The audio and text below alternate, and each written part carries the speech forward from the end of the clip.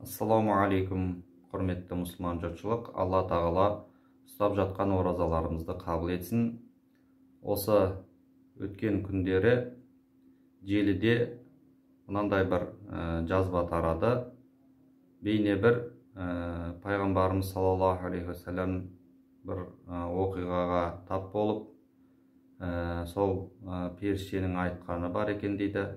Қайбір адам ауызашар суын күндіз күні құйып қоятын болса кесеге, оған жаңағыдегі сол кесеге кәусәрдің бір тамшысы тамызылады деген оқиға болғанмыз.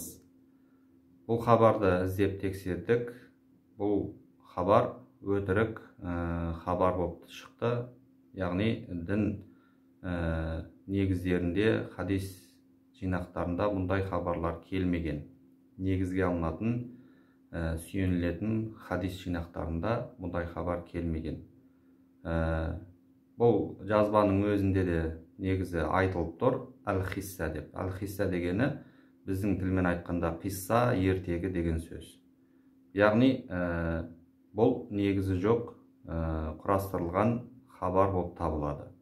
Енді пайғамбарымыздың сөзін ескеру жөн болады. Пайғамбарымыз саллаллаху алейхи вассалам қайбір адам әдейі біліп тұрып менің атымнан өтірік айтатын болса, орнын тозақтан дайындай берсін дейді. Сондықтан пайғамбарымыздың атынан өтірік жақсы болсын, жаман болсын, ешқандай нәрсені өтірік айтуға болмайды екен.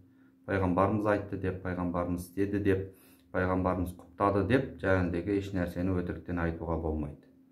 Бұл дінімізде үлкен күнә болып табылады. Бұндай хабарларға амал жасалынбайды. Яғни ауызашардың алдында күндіз күні суды құйып қою мұстахаб деп, осы хадис үшін, немесе өтірік хадис үшін амал жасалынбайды. Бұл хадисті басқаларға жеткізудің өзі күнә болып табылады. Тек қана басқаларға сол өтірік хадис екен деп білдіру үшін жеткізуге болады. Алла тағала дінімізге амандық берсін, иманымызды кәміл етсін, оразамызды қабыл етсін.